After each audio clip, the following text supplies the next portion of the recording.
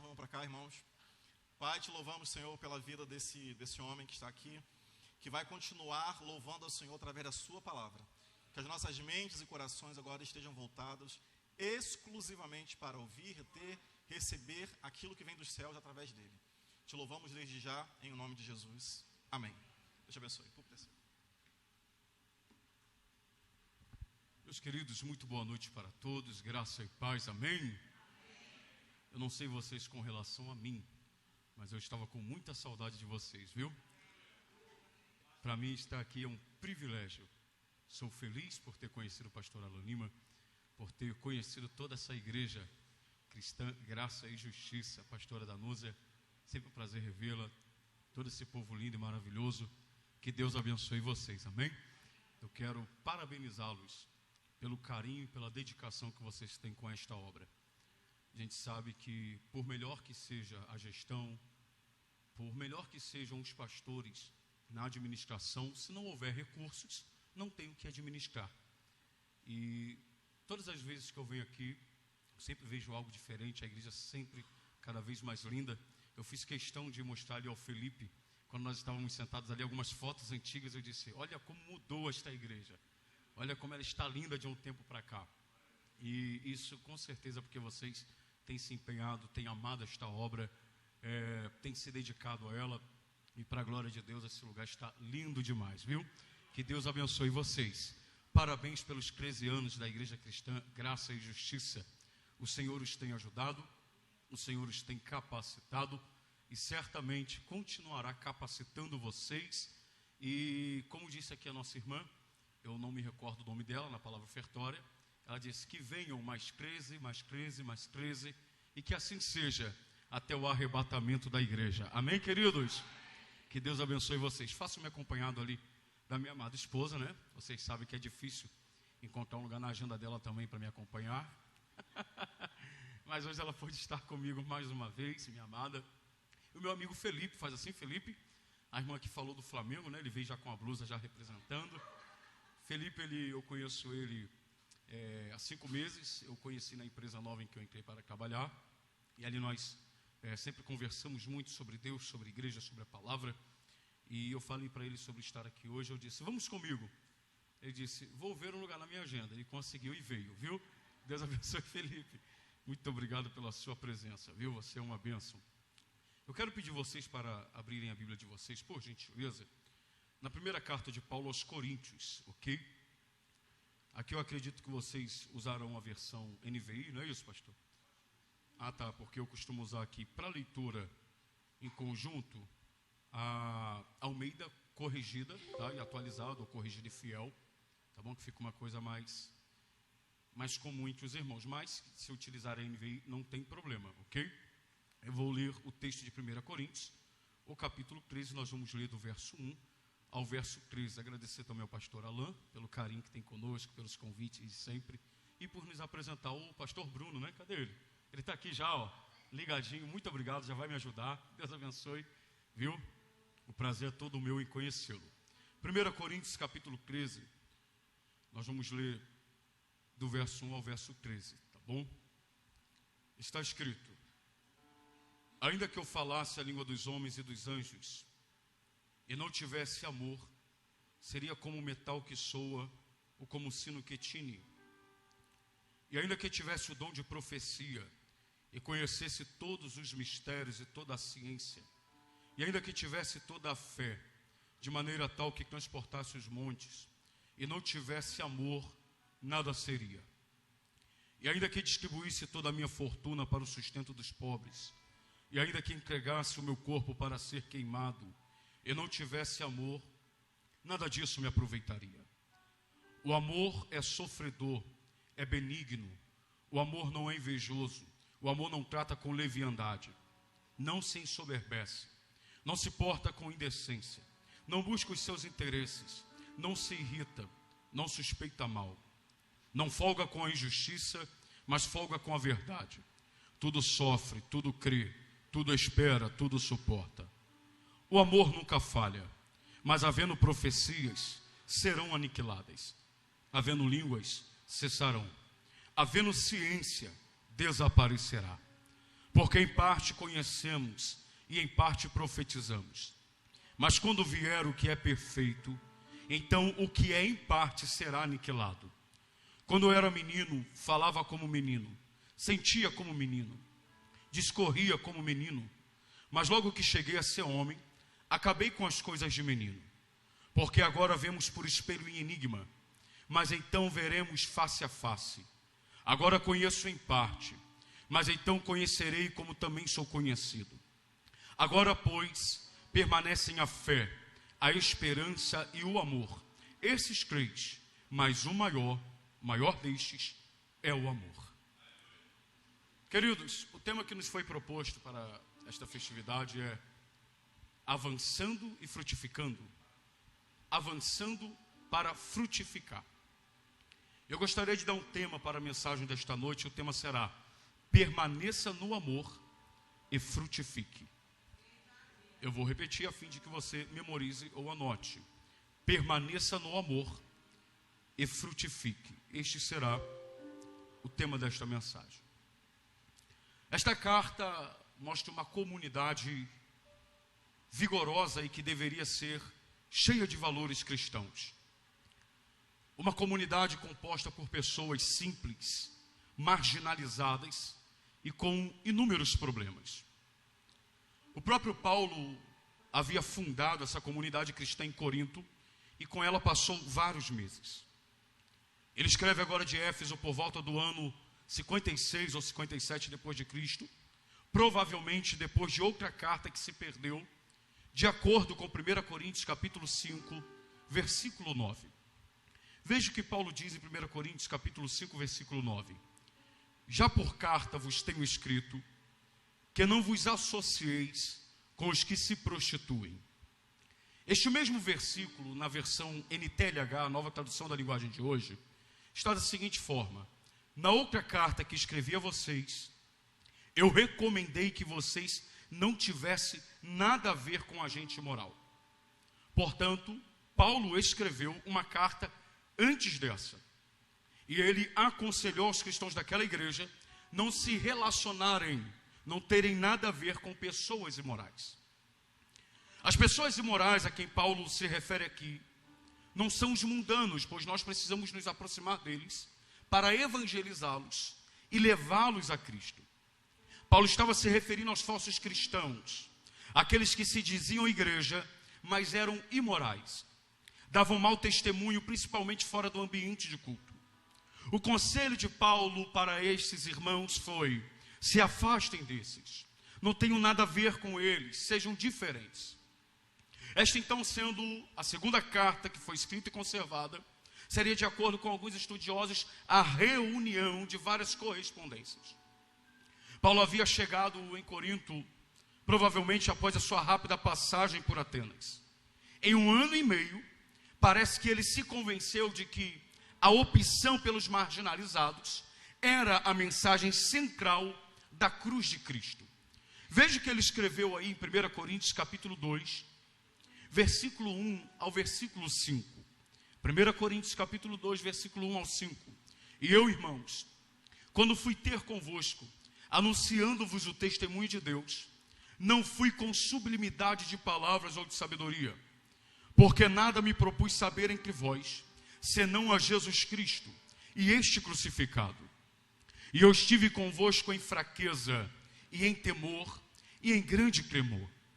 E a minha palavra e a minha pregação não consistiram em palavras persuasivas de sabedoria humana, mas em demonstração de espírito e de poder, para que a vossa fé não se apoiasse em sabedoria dos homens, mas no poder de Deus. Este tipo de mensagem que Paulo anunciava, para muitos era loucura, pois a mente humana é muito limitada para entender um amor tão grande como o de Deus por nós. Veja o que ele diz em 1 Coríntios capítulo 1, versículo 18. Porque a palavra da cruz é loucura para os que perecem, mas para nós os que somos salvos é o poder de Deus. A mensagem da cruz é loucura para os que estão distantes do amor e da graça de Deus. Pois num pensamento lógico, alguém talvez morreria no lugar de uma pessoa boa e cheia de virtudes. Mas a mensagem da cruz pregada por Paulo ia na contramão deste pensamento lógico. A mensagem da cruz é sobre um homem bom, perfeito, que morreu no lugar de pessoas más, de pessoas marginalizadas. Uma pergunta para você refletir: você morreria no lugar de uma prostituta? A mensagem da cruz diz que Jesus morreu por ela.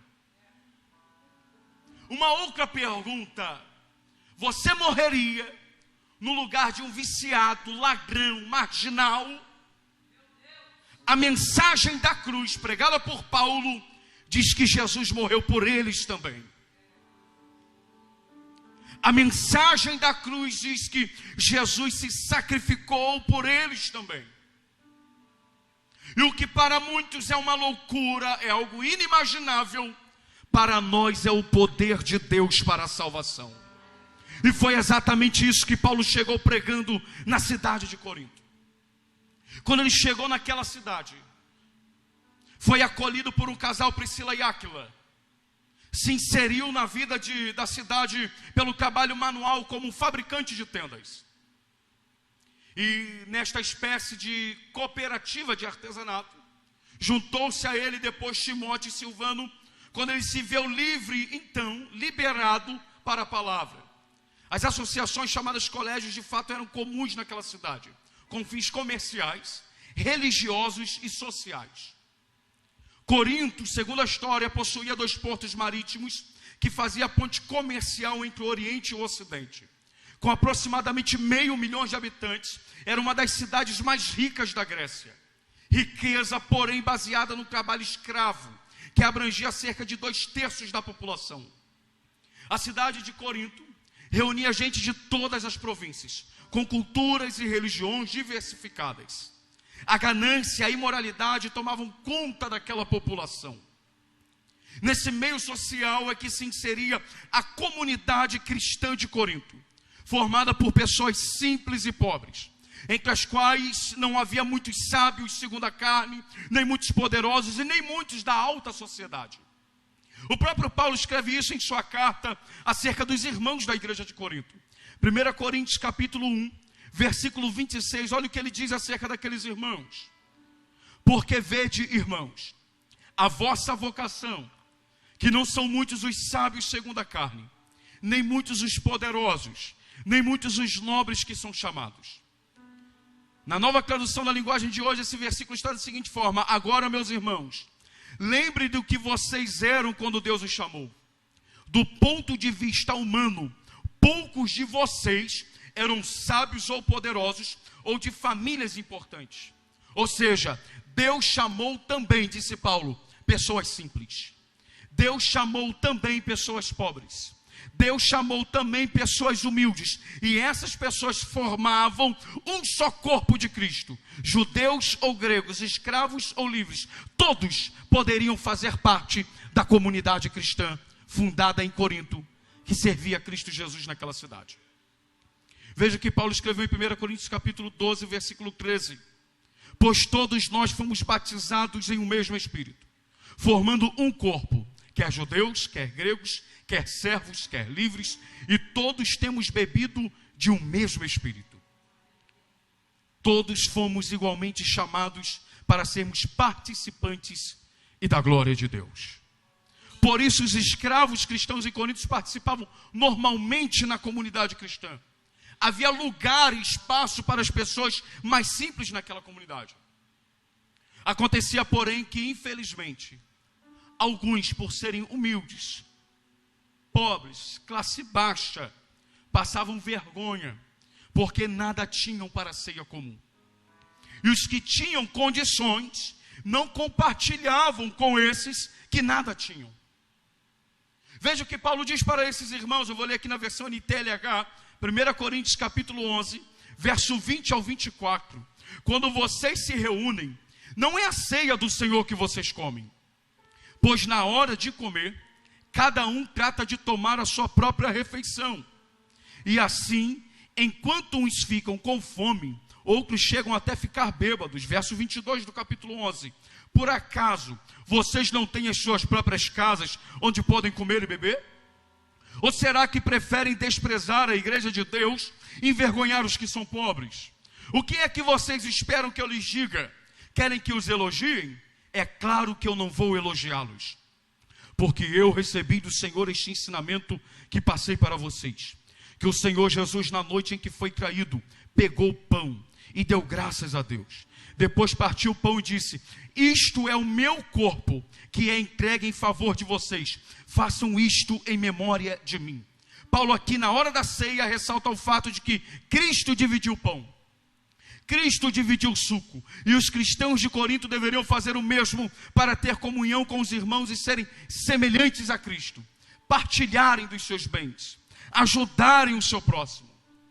A verdade, queridos, é que um salvo em Cristo, ele não tem dificuldades para partilhar o que tem com o próximo.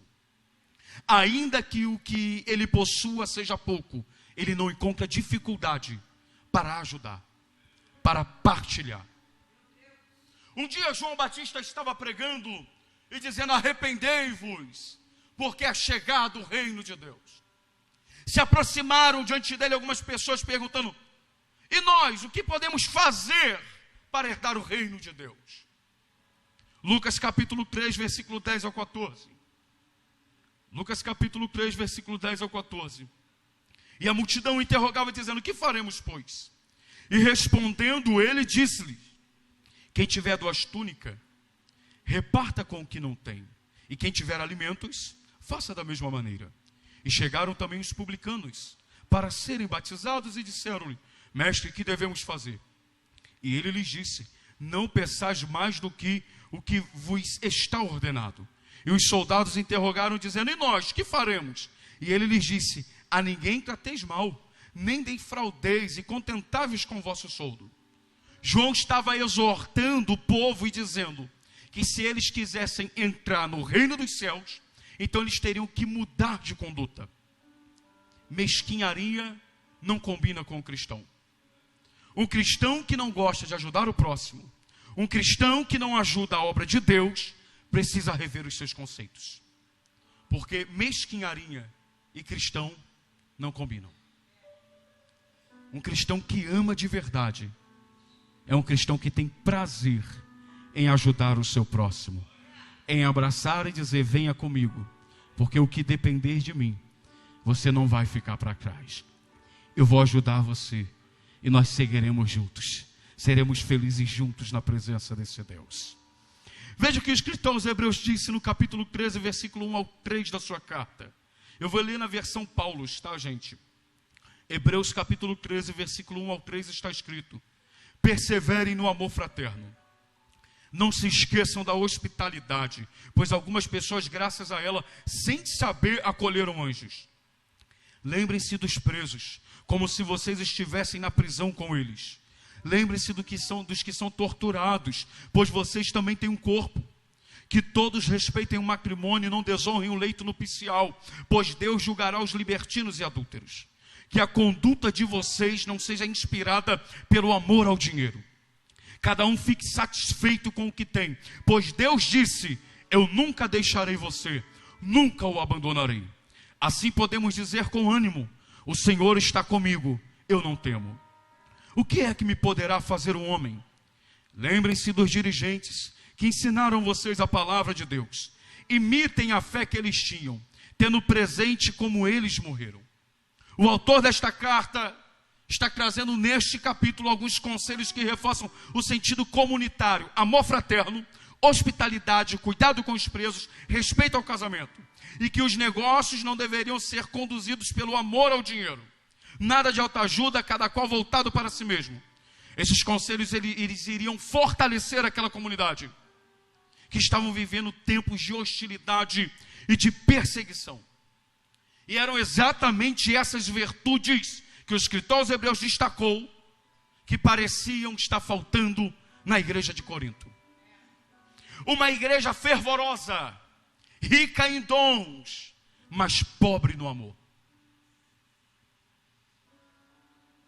todos os dons listados por Paulo no capítulo 12 de 1 Coríntios, se você ler em casa, todos esses dons listados no capítulo 12, os 9 dons que Paulo faz menção do Espírito, tinha naquela igreja.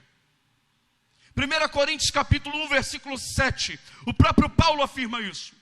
1 Coríntios capítulo 1, versículo 7, de maneira que nenhum dom vos falta, esperando a manifestação do nosso Senhor Jesus Cristo. Corinto havia se tornado uma igreja cheia de dons, mas vazia de amor. E uma igreja vazia de amor não frutifica no reino. Uma igreja vazia de amor talvez até realiza algumas obras diante dos homens, mas ela é pobre para com Deus.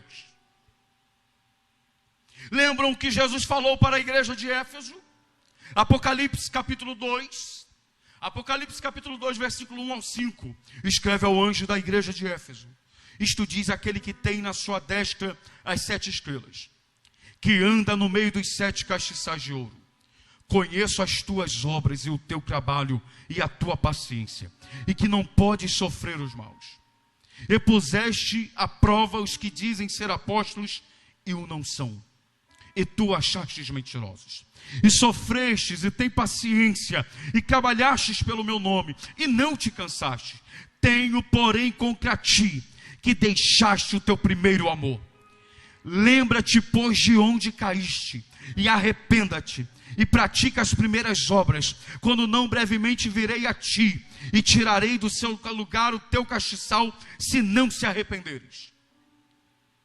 Semelhante à igreja de Corinto, a igreja de Éfeso era fervorosa, dedicada à palavra, mas cada vez mais vazia no amor.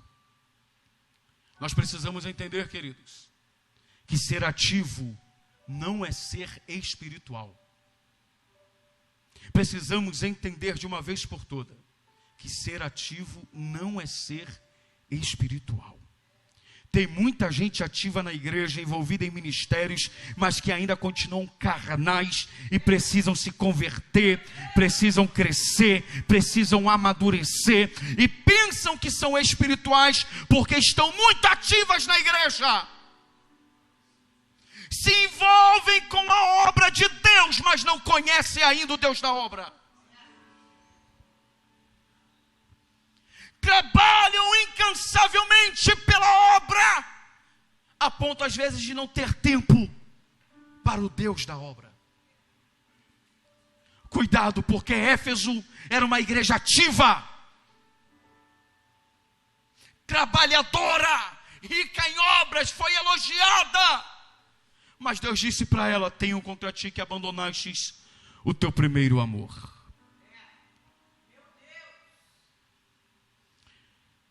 Todo crente espiritual é envolvido com a obra de Deus, mas nem todos os que se envolvem são espirituais. Deus não cobrou mais conhecimento da igreja de Éfeso. Ele não cobrou mais dons entre os membros daquela comunidade. Ele não cobrou mais obras visíveis diante dos homens. Ele cobrou mais amor daquela igreja. E a palavra dele para aquela igreja foi essa: lembra-te, pois, de onde caíste. Arrependa-te e pratica as primeiras obras. Quando não, brevemente a te virei e tirarei do seu lugar o teu castiçal, se não te arrependeres. A queda aqui não está se referindo a um pecado moral naquela igreja, mas há uma queda no nível de espiritualidade daquela igreja. O nível de espiritualidade de uma comunidade cristã, ela não deve ser medida pela quantidade de obras que ela realiza, mas pelo amor que os membros demonstram uns pelos outros. Éfeso era uma igreja produtiva, trabalhadora e paciente. Cuidavam e perseveravam na sua doutrina. Os membros daquela igreja sofriam incansavelmente. Parecia um lugar perfeito para se congregar. Mas era exatamente naquela igreja que havia um problema gravíssimo. Alguns membros daquela comunidade haviam abandonado o primeiro amor. Uma igreja que ganhava na quantidade, mas perdia na qualidade. Primeiro amor nada tem a ver com muitas obras, mas sim com os frutos que o cristão produz. Pois serão os frutos que identificarão os cristãos maduros e verdadeiramente espirituais dentro da igreja. E a igreja que entende isso, ela crescerá e avançará frutificando, pois nela será nítido o amor de Deus em cada coração. Quando há amor no coração dos crentes, a igreja cresce, todos frutificam, o ministério cresce, os grupos avançam. Quando há o amor de Deus verdadeiramente preenchendo os corações, a igreja prospera em tudo o que faz. Não é muitas obras diante dos homens, mas é amor diante de Deus.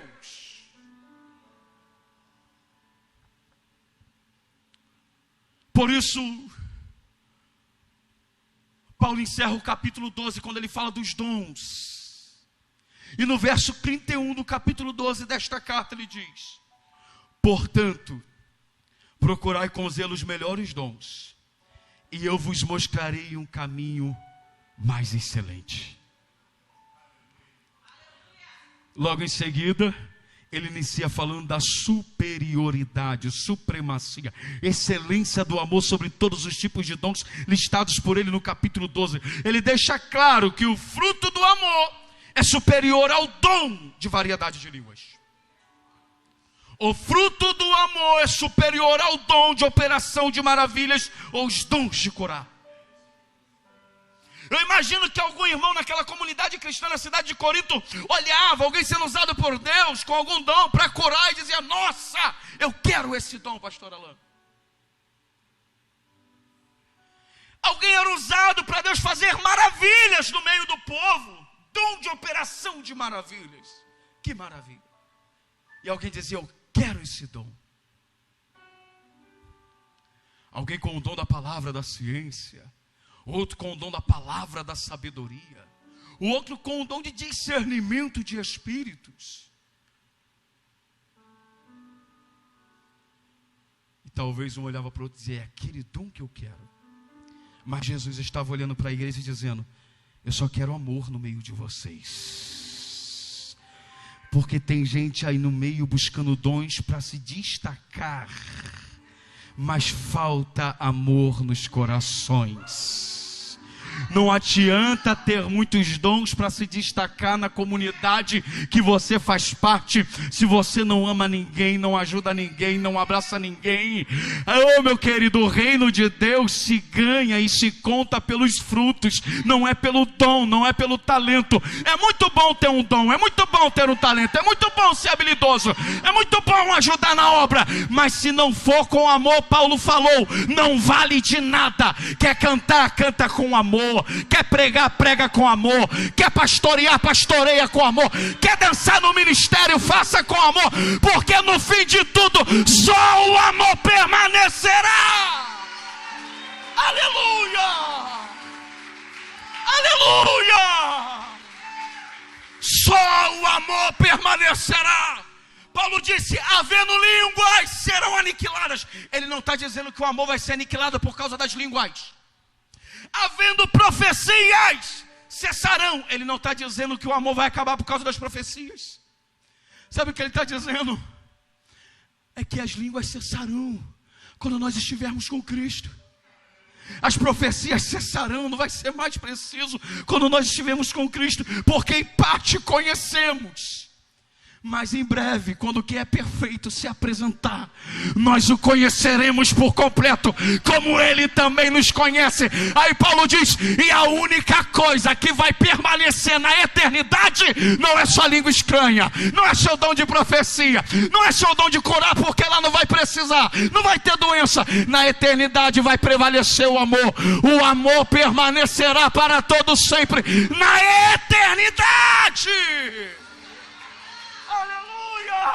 Só o amor é que permanecerá. Por isso ele mesmo diz: busque com zelo os melhores dons, e eu mostrarei a vocês um caminho muito melhor, um caminho superior, um caminho mais excelente. Como assim um caminho melhor? Porque é melhor ter amor do que falar em outras línguas. É melhor amar do que profetizar. É melhor ajudar ao próximo do que vir com discursos belos para o púlpito. Paulo não estava desprezando ou menosprezando os dons.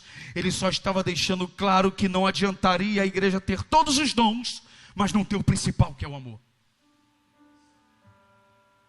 E aí ele começa o capítulo 13, dizendo: ainda que eu falasse as línguas dos homens e dos anjos, e não tivesse amor, seria como metal que soa, ou como sino que tine. Paulo não está dizendo que ele falava todas as línguas. Essa expressão ainda aqui é uma hipérbole. Ainda que eu falasse, porque ninguém fala todos os idiomas existentes na terra. Mas ele disse: ainda que eu fosse esse cara aqui, que fala qualquer idioma que você pode imaginar, ainda que eu falasse até a língua dos anjos, conseguisse até conversar com eles na linguagem deles, se fosse necessário, preciso, se não tivesse amor, nada seria. Eu seria como metal que soa, como sino que tine. Não valeria de nada. A pastora Danusa, por esses dias, postou em sua rede social, e eu anotei aqui, o seguinte dizer: não adianta falarmos a língua dos anjos, se não ouvirmos os gritos dos necessitados. Essa mensagem, inclusive, ela foi gerada no meu coração depois de um fato que aconteceu comigo, muito interessante na minha casa. Em fevereiro eu vou estar concluindo meu curso de especialização no hebraico bíblico e na cultura judaica. Um ano de muita luta, muito estudo, muito empenho, muita dedicação. E conforme vai se aproximando do fim, mais difícil vai ficando, mas vai se intensificando. E agora o professor, ele só manda os textos em hebraico e pede para eu transliterar e traduzir. Faça isso, faça isso, faça isso. Por esses dias ele enviou e eu estava com muita dificuldade para conseguir transliterar e traduzir aquele texto, estava bem complicado. Eu fui fazendo devagar, levando horas ali, umas 10 frases no máximo. E eu lembro que eu enviei para ele, e dessa vez ele não mandou com algumas observações. Ele disse: parabéns, nenhuma observação a fazer. Você avançou muito, está muito bom. Parabéns. Eu fiquei feliz, inchado, alegre. Fechei o notebook, entrei para o banheiro e fui tomar banho. Quando eu abri o chuveiro, eu comecei a falar algumas palavras em hebraico. E o Espírito de Deus falou ao meu coração: nada disso adiantará se você não aprender a falar a linguagem do amor.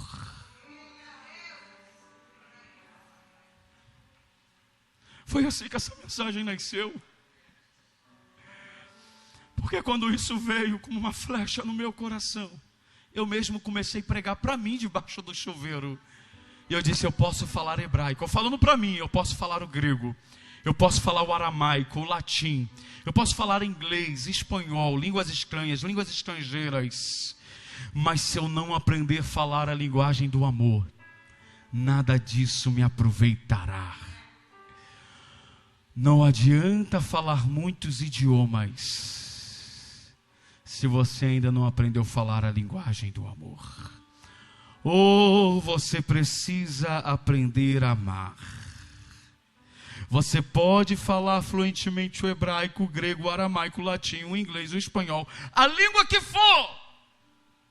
Mas se você não conhecer a linguagem do amor e colocá-la em prática, não servirá de nada. Precisamos voltar ao primeiro amor se quisermos frutificar.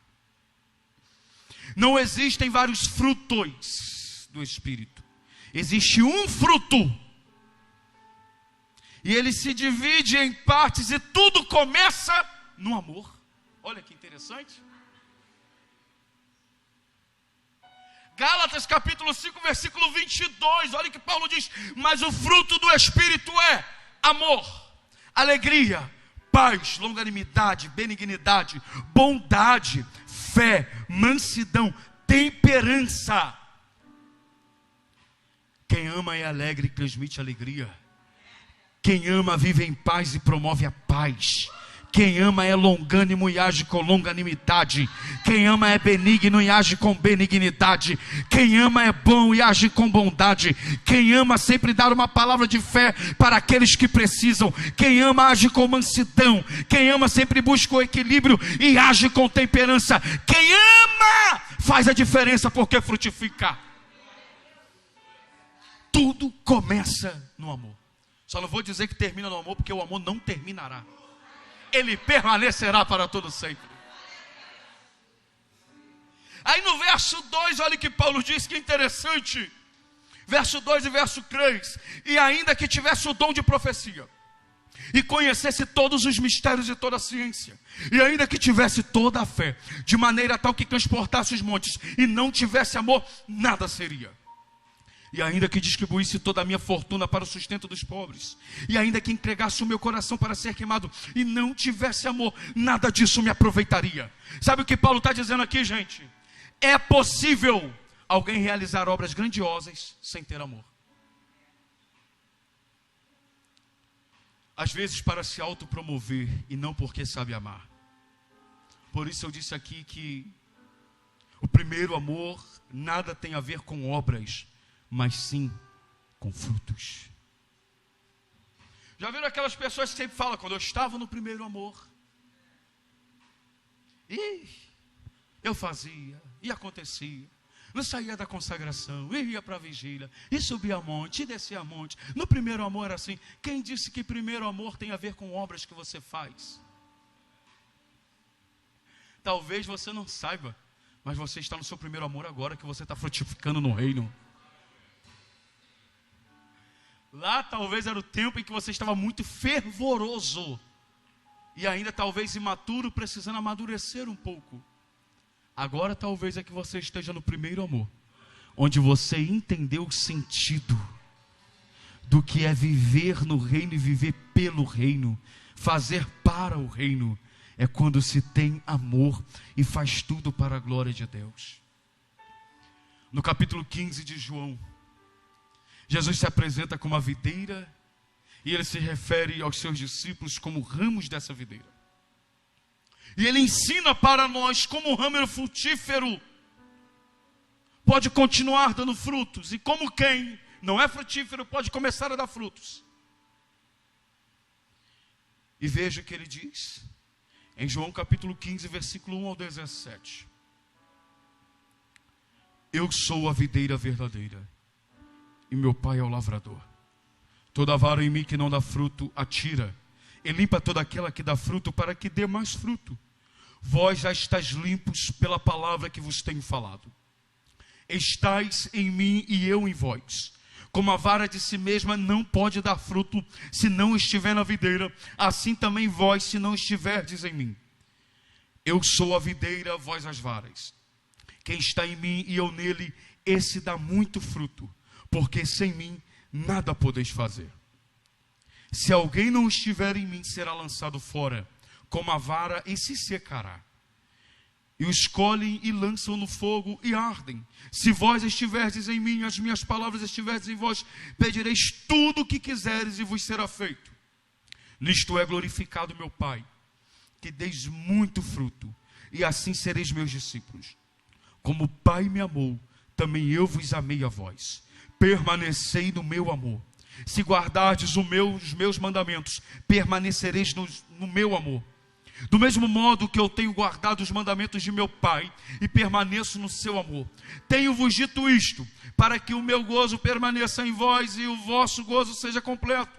O meu mandamento é este, que vos amei uns aos outros, assim como eu vos amei. Ninguém tem maior amor do que este, de dar a alguém a sua vida pelos seus amigos. Vós sereis meus amigos se fizerdes o que eu vos mando. Já vos não chamarei servos, porque o servo não sabe o que faz o seu senhor. Mas tenho-vos chamado amigos, porque tudo quanto ouvi de meu Pai, vos tenho feito conhecer. Não me escolhestes vós a mim, mas eu vos escolhi a vós, e vos nomeei, para que vardes e deis frutos, e o vosso fruto permaneça, a fim de que tudo quanto em meu nome pedirdes ao Pai, Ele vos conceda. Isso vos mando, que vos ameis uns aos outros. Quando Jesus fala de frutificar, Ele diz, vocês precisam amar. Quando Ele fala de ser reconhecido como um verdadeiro discípulo, filho e amigo de Deus, Ele diz, amai-vos uns aos outros. Porque só frutificaremos e seremos reconhecidos como filhos e amigos de Deus, se aprendermos a amar o próximo. Jesus não disse para os discípulos, vocês serão reconhecidos como os meus discípulos, como os meus amigos, se vocês pregarem bem, se expressarem bem, se vocês pularem, rodarem, sapatearem, plantarem bananeira no culto. Mas vocês serão reconhecidos como verdadeiros discípulos, se amardes uns aos outros. O que faz de você um discípulo de Cristo é o amor de Deus no seu coração. Quando você expressa esse amor, quando você transborda deste amor, alguém olha e diz, você é diferente. Você é diferente. Só pode ser um discípulo de Jesus. Só pode ser um cristão. Só pode ser um servo de Deus. Alguém olha e diz, é crente, não é? Porque não é possível. Para ter uma atitude como essa, só poderia ser crente. Porque a atitude de amor não é para qualquer um, é para quem tem Deus no coração. É para quem tem Deus na vida. Ame e em nome de Jesus avance, frutificando no amor de Deus. Frutificando no amor de Deus. Dos versos 4 ao 7, ele vai se encaminhando para encerrar e ele diz, o amor é sofredor, é benigno. O amor não é invejoso, o amor não trata com leviandade, não se ensoberbece, não se porta com indecência, não busca os seus interesses, não se irrita, não suspeita mal, não folga com a injustiça, mas folga com a verdade. Tudo sofre, tudo crê, tudo espera, tudo suporta. Que o amor de Deus transborde nos nossos corações. Em o nome de Jesus, eu ministro pela fé nesta noite, que esta igreja avançará frutificando no amor de Deus. Em o nome de Jesus, a igreja cristã, graça e justiça, avançará e frutificará ainda mais. Porque o amor de Deus transbordará nos corações. 2024 será um ano extraordinário na vida desta igreja. Se você tem fé, pela fé receba esta palavra. 2024 será um ano extraordinário na igreja cristã, graça e justiça. O amor de Deus transbordará nos corações. Eu profetizo que o Senhor prosperará ainda mais esta obra. O Senhor prosperará ainda mais esta casa. O Senhor prosperará ainda mais esta igreja. Os ministérios irão crescer, os ministérios irão avançar, almas ainda hão de se converter no próximo ano, porque o amor de Deus vai invadir os corações. Se coloque de pé, porque eu preciso caminhar para encerrar. Oh, aleluia! O ano de 2024 será o ano desta igreja frutificar ainda mais. Em o nome de Jesus avançaremos e frutificaremos no amor de Deus, na graça de Deus, na bondade de Deus. É em amor que nós cresceremos. É no amor de Deus que nós avançaremos. Oh, é no amor de Deus que nós romperemos. É no amor de Deus que nós cresceremos. Oh, glória! Se você puder, se não for incômodo, põe a mão no seu coração. Se você puder. Eu vou pedir o pastor para cantar conosco esta canção, fique à vontade. Eu quero que você cante conosco nesta noite. Oh, glória! Oh, glória.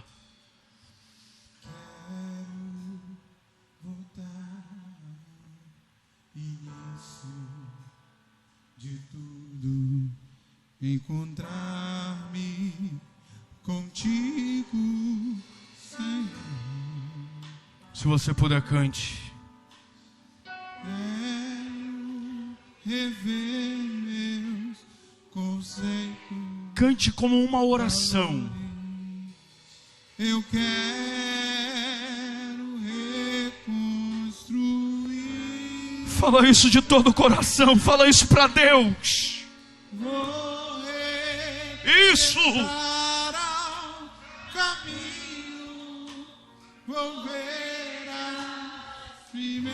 Ensina-nos, Senhor. Ensina-nos a amar.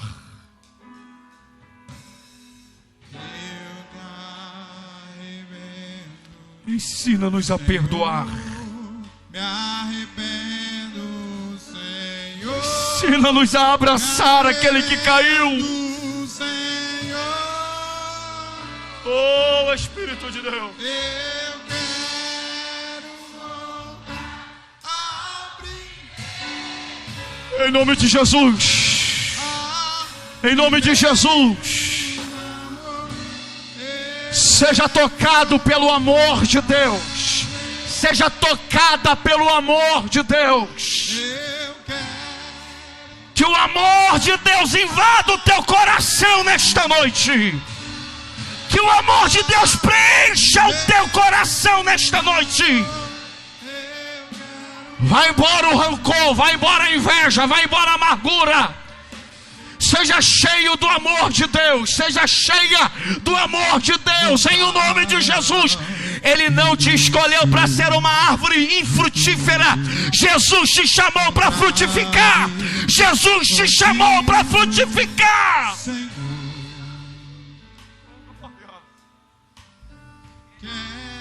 Glória.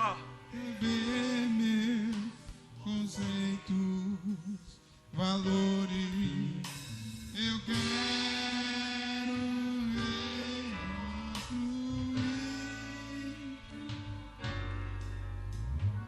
reconstruir. Onde está você que está afastado dos caminhos do Senhor? Esta noite Jesus te chama, volta. Você que está afastado ou afastada dos caminhos do Senhor, vem agora porque Jesus te chama. Ouça a voz do Espírito Santo de Deus te chamando e dizendo: volta hoje. Seja tocado pelo amor de Deus. Seja tocada pelo amor de Deus. Onde está você? Vem aqui na frente e entrega sua vida para Jesus agora. Venha porque Jesus está te chamando. Eu prego por almas. Eu prego por almas. É por amor à sua vida. Se eu fosse você, aplaudir a Jesus, porque tem uma alma voltando para Jesus hoje. Onde está a segunda? Venha. O amor de Deus te alcançou. O amor de Deus vem hoje, vem agora, vem com pressa, porque Jesus te chama.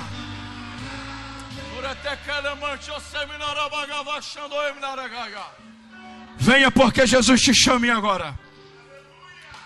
Venha porque Jesus te chama agora. Cadê a segunda pessoa para Jesus? Eu te espero aqui na frente agora. Onde está a segunda pessoa para Jesus? Venha. Venha porque Jesus te chama.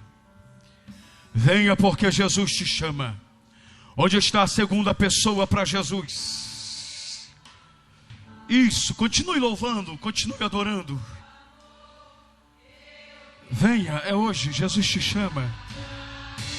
Venha, é hoje, Jesus te chama. Venha, é hoje, Jesus te chama. Você que nunca tomou esta decisão e está sentindo algo diferente agora no teu coração, é Jesus te chamando. É Jesus batendo na porta e dizendo: venha, venha porque eu estou te esperando. Onde está a segunda pessoa? Jesus te chama agora. Onde está a segunda pessoa? Jesus te chama neste momento. Eu vou orar. Eu te espero aqui na frente. Jesus te chama. Jesus te convida. A igreja, por gentileza, estenda as suas mãos para cá. Nós vamos orar. E no fim da oração, apresentando essa preciosa vida para Jesus, pastor Bruno pode entrar louvando o refrão desse hino novamente. Em nome de Jesus, nós vamos orar por ela aqui agora. Seu nome é? Carla. Você está retornando hoje, Carla? A Carla está retornando para os caminhos do Senhor. Oh, é muito amor. É o amor de Deus, é a graça de Deus, é a bondade de Deus que alcançou a vida da Carla. E disse para ela: volta porque eu te amo. Volta porque eu quero te salvar. Eu vou orar pela Carla agora. Tem mais alguém? Eu ainda estou te esperando aqui na frente. Venha. Jesus está chamando você hoje. Deus, eu te apresento agora a vida da Carla diante de ti. Não importa o que a fez se afastar dos teus caminhos.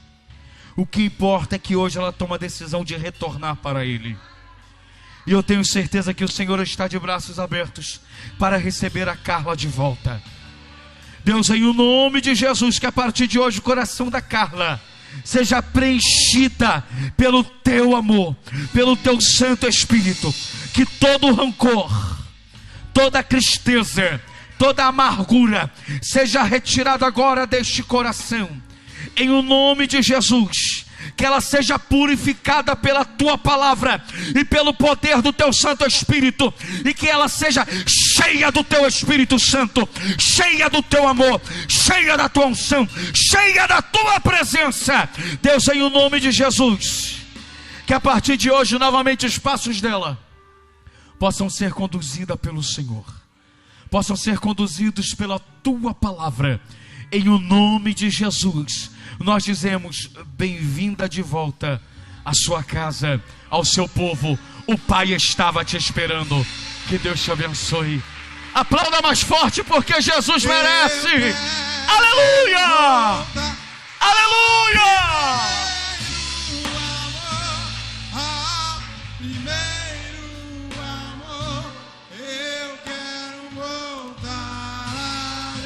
Toda honra, toda glória, todo louvor, toda adoração seja dada a Jesus Cristo, que morreu na cruz por nós e que nos ama, apesar das nossas falhas, apesar das nossas faltas, apesar das nossas fraquezas, apesar das nossas debilidades. Ele sempre diz: eu te amo, eu te perdoo, e eu te chamei para ser uma árvore frutífera.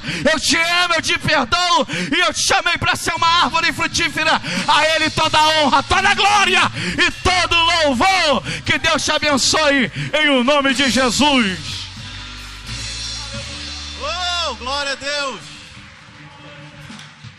Te abençoe, obrigado. Obrigado. Coisa linda, irmãos. Estamos terminando, pode sentar. Deixa a luz assim mesmo.